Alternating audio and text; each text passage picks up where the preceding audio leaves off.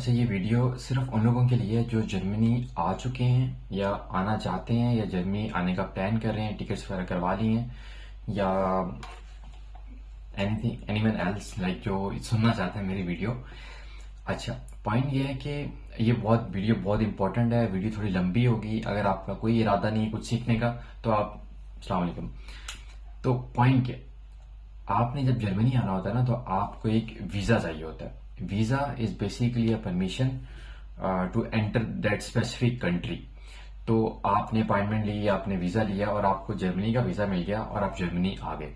अब जो आपको वीजा मिलेगा, चाहे वो इस्लामाबाद एम्बेसी है, चाहे वो कराची एम्बेसी है, चाहे या वो दुबई कॉन्सुलेट है, कतर है, बहरीन है, वीजे की जो क्या कहते हैं ड्यूरेशन है वो 3 महीने से लेकर 12 महीने तक हो सकता है। मैंने पर्सनली 3 महीने, 6 महीने, 7 महीने, 12 महीने तक का वीजा देखा हुआ है, जो आपके रिस्पेक्टिव कंट्री की जो एम्बेसी होती है वहां से आपको मिलता है। अब आप उस वीजे की बेस पे, जो आपका एक स्टिकर लगा होता है पासपोर्ट पे, उसकी बेस पे आप आ गए हैं, अब यहाँ पे जर्मनी लैंड हो गए, राइट। अब इसके बाद आपकी नेक्स्ट कहानी स्टार्ट होगी। अब इस कहानी से मुराद ये है कि कभी ना कभी तो आपका वीजा वो एक्सपायर होगा। आपका कोर्स है 2 साल का, वीजा आपके पास 1 साल का, तो आपने उस वीजे को आपने उसको कन्वर्ट करवाना होता है, एक्सटेंड करवाना होता है, रेजिडेंट परमिट लेना होता है। तो हम आज उसके बारे में बात करेंगे। लेट्स सपोज आप 6 महीने का या 12 महीने का, 3 महीने का वीजा लेकर आ गए हैं, तो अब आपने वो कभी ना कभी तो एक्सटेंड करवाना है ना। तो उस एक्सटेंड करवाने को, जो स्टूडेंट वीजा एक्सटेंशन है या अपने रेजिडेंट परमिट लेना है, तो उसको हम बहुत अच्छे से देखेंगे। तो बेसिकली पहला सवाल जो आता है बच्चों का, रेजिडेंट परमिट और परमानेंट रेजिडेंस में डिफरेंस क्या है। देखिए, जो रेजिडेंस परमिट है वो बेसिकली आपका एक temporary right to stay in Germany. Like आप स्टडी वीजा के लिए आए हैं 2 साल के लिए, 3 साल के लिए, तो आपको एक कार्ड मिलेगा जो एक आपका प्रूफ है कि आप इस कंट्री में आप इस बेस के ऊपर यहाँ पे रह सकते हैं, लेकिन पका पका नहीं, कच्चा कच्चा, ठीक है। पीआर क्या होता है? पीआर इज परमानेंट रेजिडेंट, यानी आपके पास you have the right to stay permanent in Germany. लेकिन पीआर में ये होता है कि आपने 6 मंथ्स जर्मनी से अगर बाहर रहे तो वो मसला हो जाएगा। तो आपने 6 मंथ से ज्यादा जर्मनी से बाहर नहीं रहना होता, और इसमें आपको काफी साल यहाँ रहना पड़ता है, जर्मन लैंग्वेज चाहिए होती है, और आपने टैक्सेस पे किए हुए होते हैं। लेकिन इसको लेने में 5-6 साल लग जाते हैं। हम स्टूडेंट्स हैं, हमारा मेन कंसर्न है रेजिडेंट परमिट के साथ, यानी वीजा एक्सटेंशन के साथ। तो एक ये डिफरेंस समझ लें, आरपी और पीआर जो एब्रिविएशन अगर है, यानी ये मेरी एब्रिविएशन है, ओके, ये समझ लिया। दूसरी बात यह है कि आपके पास वीजा है 3 महीने का, 6 महीने का, 12 महीने का, और आप जर्मनी लैंड हो गए। तो क्या आपने लैंड होने के बाद अप्लाई करना होता है, पहले अप्लाई करना होता है, या 6 महीने बाद अप्लाई करना होता है, एक्सपायरी के बाद अप्लाई करना होता है? तो इसका आंसर ये है कि इसकी हम करेंगे रिसर्च। असूलन इसके डिफरेंट तरह के प्रोस्पेक्टिव हैं, वो हम देखेंगे। लेकिन यस, क्योंकि आपको डी वीजा मिलता है, लाइक नेशनल वीजा मिलता है, जो 3 से 12 महीने तक वैलिड होता है, तो आपने उसके लिए रेजिडेंट परमिट के लिए लाजमी अप्लाई करना होता है अपने सिटी में जहां पे आप रहते हैं, वहां के वीजा ऑफिसर, यानी जिसको ऑस्लैंडे बिहोल्डे कहा जाता है, उसके पास कि भाई मेरा वीजा एक्सटेंड कर दो। अब ये वीडियो बनाने का मकसद क्या है? मकसद ये है कि जो बच्चा जिस सिटी में जाता है, जिसके पास जो वीजा ऑफिसर होता है, तो उसका केस बहुत शदीद किस्म का वेरी करता है। अब डिफरेंट केसेस मैं आपको सुनाता हूँ, ये कोई झूठ नहीं है, ये सब केसेस मैंने लाइव देखे हैं, एक्सपीरियंस किए हैं अपने दोस्तों के साथ, अपने फेलोज के साथ। पहला केस, लेट्स सपोज आप सिटी ए में, तो आप जाते साथ अप्लाई नहीं कर सकते। आप सिर्फ तब अप्लाई कर सकते हैं जब आपके वीजे में 3 महीने रह जाएंगे। मिसाल के तौर पर आपका वीजा 12 महीने का, मिसाल देके चलते हैं, आपके जब तक 8-9 महीने नहीं गुजरेंगे आप अप्लाई ही नहीं कर सकते उस सिटी में, राइट। ये सिटी ए की बात हो रही है। सिटी बी का क्या मसला है? अच्छी बात यह है कि आप जब मर्जी अप्लाई करें, आप लैंड हो, आप 10 दिन बाद अप्लाई करें, उनको कोई मसला नहीं। सिटी सी, आपने जब भी अप्लाई करना है एक्सटेंशन के लिए, तो आपको ब्लॉक अमाउंट, सिर्फ ब्लॉक अमाउंट पूरे का पूरा दिखाना पड़ेगा, इसके अलावा कोई हल नहीं है। सिटी डी, अगर आपके पास ब्लॉक अमाउंट नहीं है तो आप अपना जॉब कॉन्ट्रैक्ट और साथ में 3 अपनी salary slips, recent salary slips उनको दिखा सकते हो, या अपना ब्लॉक अमाउंट दिखा दो। ये हम सब क्यों दिखाते हैं कि हमारे पास इतने फाइनेंशियली हम सपोर्टिव हैं कि हम अपने आगे जो हम एक्सटेंशन ले रहे हैं उसमें खुद को सर्वाइवल मोड हमारा ऑन रह सकता है जर्मनी में। CTE कि आप सिर्फ अपने पैसे बैंक अकाउंट में दिखा दो, जिस तरह यूके और इटली में होता है कि बस बैंक स्टेटमेंट दिखा दें कि भाई मेरे पास पैसे हैं, आप टेंशन न लें, तो वीजा फिर वो कोई मसला नहीं होगा। ये CTE की बात हो रही है। CTF भाई आप कुछ भी ना दिखाओ, आप बस अपना इनरोलमेंट लेटर दिखाओ कि आप इनरोल्ड हो यूनिवर्सिटी में, आपके पास राइट है जर्मनी में रहने का, तो हम आपको रेजिडेंट परमिट दे देंगे।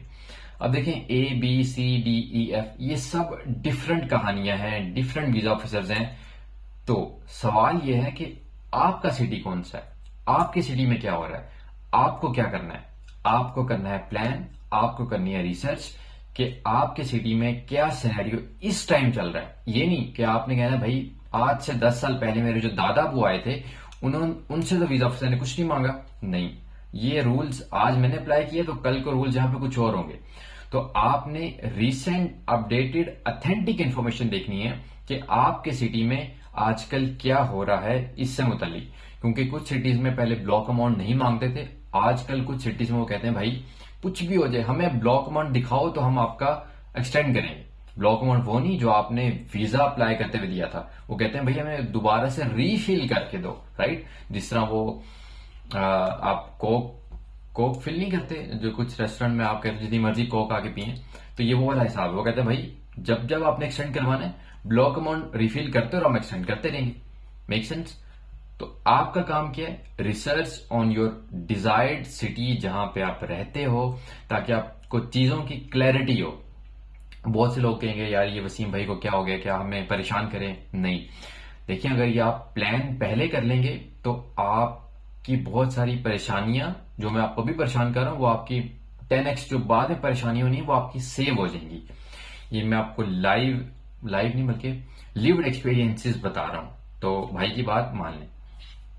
ठीक है, आपका काम क्या है, research on your city, that's it, this is the deadline. ये नहीं कि आपने 6 महीने बाद रिसर्च करनी है, आपने रिसर्च पहले करनी है ताकि आप अपनी हर चीज को अच्छे तरीके से प्लान कर सकें। लेकिन रिसर्च करें कैसे, किसके पास जाएं, वीजा ऑफिसर के पास जाएं या प्राइम मिनिस्टर के पास जाएं? नहीं, आप एक काम करें, अपनी कम्युनिटी में व्हाट्सएप ग्रुप्स ढूंढें, फेसबुक ग्रुप्स ढूंढें, और जो आपके सीनियर्स हैं उनके साथ कांटेक्ट में रहें जिन्होंने रिसेंट अपने एक्सपीरियंसेस किए हैं। तो आप 5-7 केसेस देखेंगे तो आपको एक आइडिया हो जाएगा कि आपके सिटी में क्या चल रहा है। दूसरा ऑप्शन, आपकी यूनिवर्सिटी ने एक इमिग्रेशन वेबसाइट पेज बनाया होता है, वेबसाइट के ऊपर आप वहां पे कुछ काउंसलिंग ऑफिसर्स होते हैं, आप उनसे अपनी हेल्प ले सकते हैं और बगैर किसी झिझक के, वो आपको खा नहीं जाएंगे। और सबसे इंपॉर्टेंट कि जो आपकी सिटी में है उनके रिसेंट एक्सपीरियंसेस देखें कि आपकी सिटी में जो रिसेंट एक्सपीरियंसेस हुए हैं वो किस तरह से हैं, क्या हो रहा है, कैसे हो रहा है। अब ये 3 काम, बिलीव में ये 3 काम मैंने कम से कम, मैं जब से यहाँ मैं कर रहा हूँ, और सिर्फ अपने सिटी में नहीं, डिफरेंट सिटीज में मैंने अपने सिटीज में कम से कम 35+ केसेस देखे हैं कि क्या चल रहा है। वो मैं आपको कभी और सुनाऊंगा, वो मैं अभी इसलिए नहीं सुनाऊंगा क्योंकि क्या पता आप मेरे सिटी की बातें सुन के अपनी सिटी पे अप्लाई कर लें, जो मैं नहीं चाहता। ओके, तो हाँ, अगर आप ऑक्सबर्ग आ रहे हैं जर्मनी तो you can drop me a message, I will guide you कि हम किस तरह से इस सिचुएशन को डील करेंगे और इंशाल्लाह मजा आएगा। ओके, और आई विश अगर कोई सीनियर देख रहा है तो प्लीज मेहरबानी होगी कि अपना एक्सपीरियंस शेयर करें। आपके रेजिडेंट परमिट के कुछ महीने कम नहीं हो जाएंगे, मान लें मेरी बात। अगली चीज, डॉक्यूमेंट्स क्या चाहिए होते हैं। आपको एक पासपोर्ट चाहिए होता है, वैलिड पासपोर्ट जिसकी एक्सपायरी हो। ठीक, ये ना हो कि आपको परमिट चाहिए हो 2 साल का, एक्सपायरी है आपकी पासपोर्ट की 1 साल की रहती हो, फिर जो आपको रेजिडेंट परमिट 2 साल का मिलना है वो आपको 1 साल का मिलेगा। तो इसलिए जब आप पाकिस्तान से कहीं भी जा रहे हैं, इंडिया से जा रहे हैं, तो कोई पासपोर्ट 5-7 साल वाला साथ लेके जाया करें जिसकी एक्सपायरी 5-7 साल हो। दूसरा, आपके पास हेल्थ इंश्योरेंस एक्टिव वैलिड होनी चाहिए। ये ना हो कि आप उसको कह रहे हैं कि मुझे वीजा चाहिए, परमिट चाहिए 2 साल का, हेल्थ इंश्योरेंस आपकी सिर्फ प्लान आपने 6 महीने का चूज किया हो। नहीं, इनरोलमेंट लेटर, ये ना हो कि आपने समर में पढ़े हो, विंटर और अगले समर के लिए आपने एक्सटेंशन लेनी हो और विंटर में आप अपने आपको इनरोल ही ना कर रहे हो, क्योंकि आपका वीजा ऑफिसर आपसे आपका करंट इनरोलमेंट लेटर मांगेगा, वो उसके बगैर आपको माफी नहीं देगा।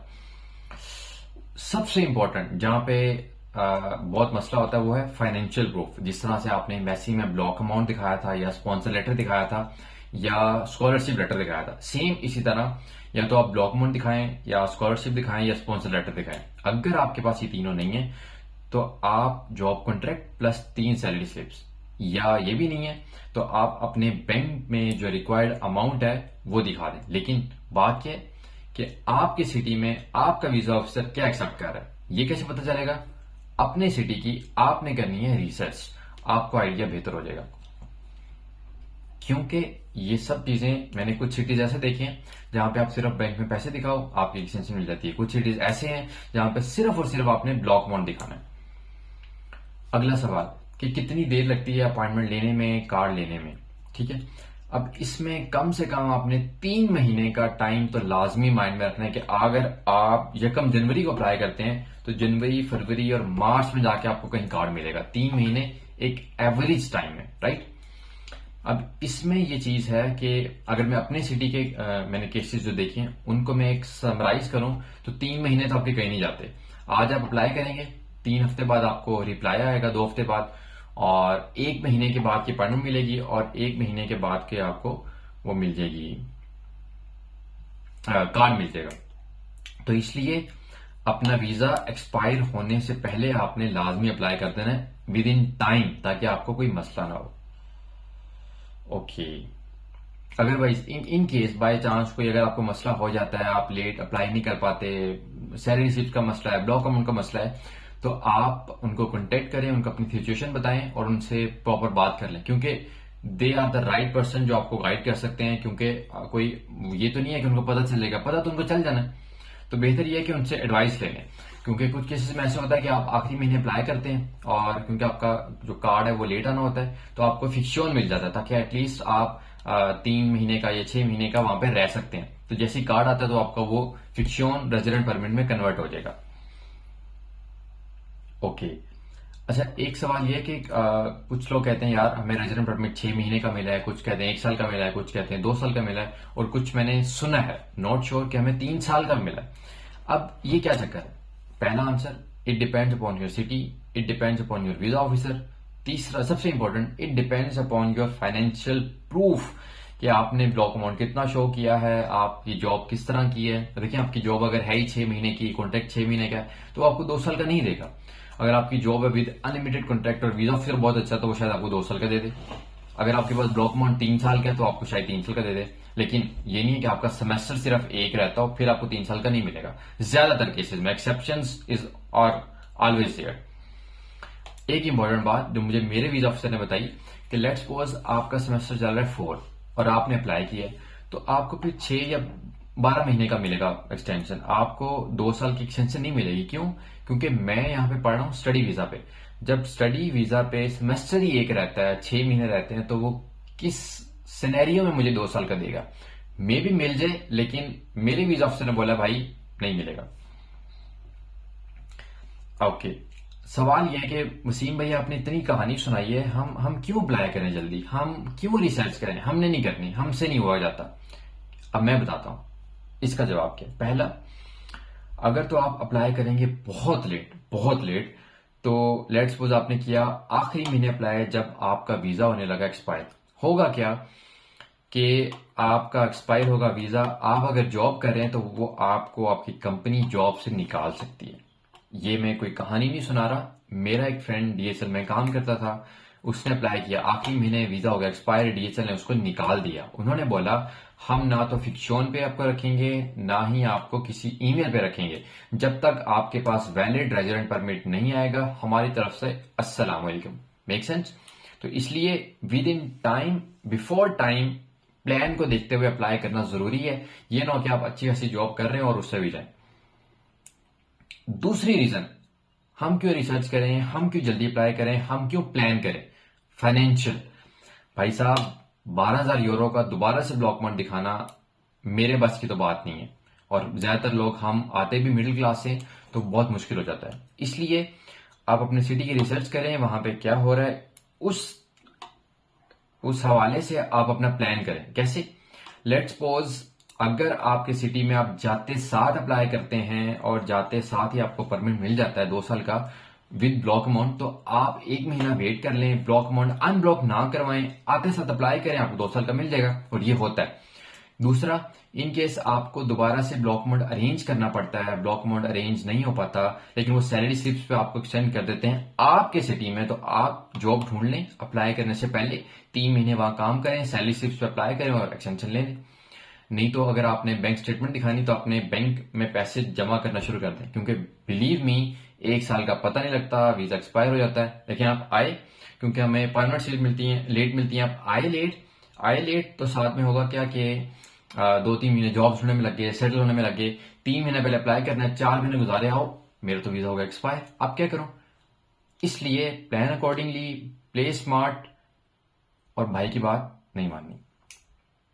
सबसे इंपॉर्टेंट, आपका पैसा बचेगा, टाइम बचेगा, एनर्जी बचेगी, यकीन मानिए। कुछ इंपॉर्टेंट टिप्स के ये ज्यूम मत कीजिएगा जो सिटी ए में हो रहा है वो सिटी बी में हो रहा है, क्योंकि सिटी ए और सिटी बी की कहानियां टोटली डिफरेंट हो सकती हैं और होंगी। जो भी आपकी सिचुएशन है, जो भी आपका सिटी है, अपने फाइनेंशियल कंडीशंस को जर्मनी आकर लाजमी अच्छी तरह प्लान कर लें, वरना यकीन माने बहुत मसले हो सकते हैं। ये वो चीजें शायद जो आपको नहीं कोई बताएगा, but I experience, I listen, so that's why I am sharing with you guys, ताकि आपको कोई मसला ना हो। जर्मनी आने से पहले अपनी सिटी पे रिसर्च, इस तरह की छोटी छोटी चीजें, रूल्स को देखना शुरू कर दें। पर टाइम नहीं लगेगा, लेकिन आप सीखें, बजाय इसके कि आप 4 महीने बाद आपको पता लग रहा हो कि यार सिटी रजिस्ट्रेशन भी कोई चीज होती है, तो बहुत लेट हो जाएगी, मसला है। स्टूडेंट कम्युनिटी ज्वाइन करें, उन कम्युनिटीज में हेल्प प्रोवाइड करें ताकि एक अच्छी कम्युनिटी बने। ये ना हो कि सेल्फिश बन के सब बैठे हों शाम की तरह और कोई अपनी इन्फॉर्मेशन शेयर ना करो। मैंने यहां तक देखा है कि बच्चे ये नहीं शेयर कर रहे होते कि उनका अपॉइंटमेंट का प्रोसेस कैसे हुआ, उन्होंने क्या फाइनेंशियल डॉक्यूमेंट शेयर किए। यार सीरियसली रहम करें यार खुद पे। और सबसे इंपॉर्टेंट, लेट्स सपोज आप मेरी सिटी में आ रहे हैं, मेरा आपको ये मशवरा होगा कि जब तक आप अप्लाई नहीं कर देते, आपने अपना ब्लॉक अमाउंट अनब्लॉक नहीं करवाना। ओके। हाँ, एक और एडवाइस, जब आप अप्लाई कर रहे हैं तो मेक श्योर कर लें कि आपकी पासपोर्ट एक्सपायरी बहुत करीब नहीं है। वजह यह है कि मेरी एक फ्रेंड को 2 साल का परमिट मिलना था, उसका पासपोर्ट ही 1.5 साल में एक्सपायर हो रहा था, तो उसको सिर्फ इस वजह से 1.5 साल तक की एक्सपायरी मिली, according to my friend, according to his visa officer. तो ये ख्याल कीजिएगा। Be smart, play safe, do research on your own city, that's a deadline.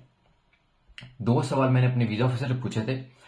पहला सवाल कि यार ड्यूरेशन ये कुछ बच्चों को 6 महीने का मिलता है, कुछ बच्चों को 12 महीने का मिलता है, ये क्या चक्कर है? उसने बड़ा सिंपल जवाब दिया, 2 चीजें, इट डिपेंड्स कि आपकी फाइनेंशियल सिचुएशन क्या है, दूसरा इट डिपेंड्स कि आपका स्टडी टाइम कितना रहता है। इन दोनों चीजों को देके हम आपको वो देंगे, एक्सटेंशन देंगे। अभी रिसेंटली एक जो मैंने पोस्ट की उससे मुझे एक और सिचुएशन पता लगी कि उस स्टूडेंट ने अपना जो इंश्योरेंस जो है वो अपना 12 महीने का सेट किया हुआ था, राइट? तो उसका 6 महीने गुजर के जब उसने अप्लाई किया तो वीजा ऑफिसर उसको बोल रहा है कि आपको 6 महीने की एक्सटेंशन मिलेगी।